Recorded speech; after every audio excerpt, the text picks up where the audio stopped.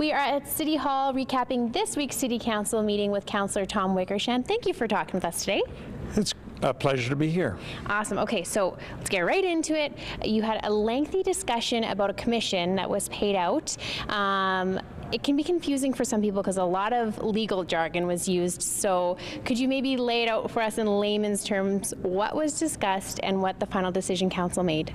Well, the Real Estate Council of Alberta had made a ruling with regards to the license of Howler, and if it was appropriate for us to for Howler to claim commission, and then number one, and secondly, appropriate for us to pay out that commission, which we did because we believed that services were rendered.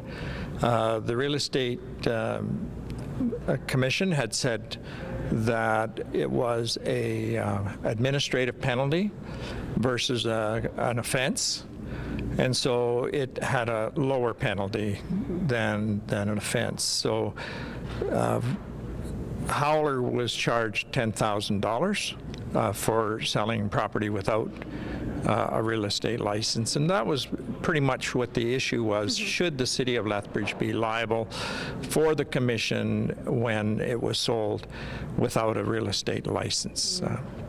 Okay, and that, just to clarify, that is of the old IGA location, which is now the new CASA building, right? It is. Okay. And the real estate board had indicated that the individual that had sold the property was previously licensed and had experience, and so that license had been lapsed.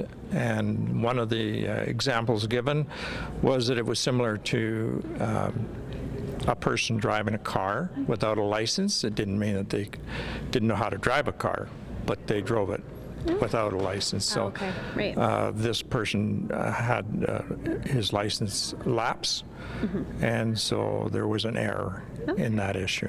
Okay, some exciting news for the Skateboard Association in Lethbridge. Looks like we are going ahead with the skate park, which is going to be close to the Henderson Arena. You guys finally commissioned that, right? It is exciting. It's the total project going to be around $700,000, and our Skateboard Association had to go out and find additional funding. So City Council yesterday approved almost $600,000 for them to move ahead, and they had gone out and raised within the community almost $100,000. So it is an exciting project. It's been over 3 years in the planning, and the Skateboard Association has done a wonderful job in finding community support and moving that project forward.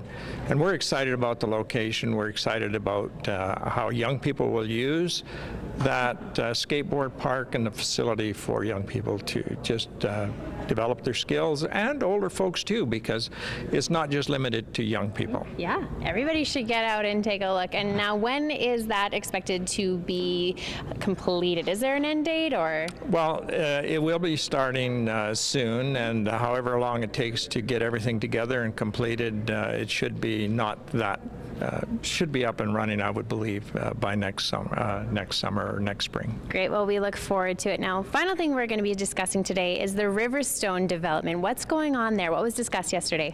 Well, City Council had a public hearing yesterday with regards to the Riverstone development.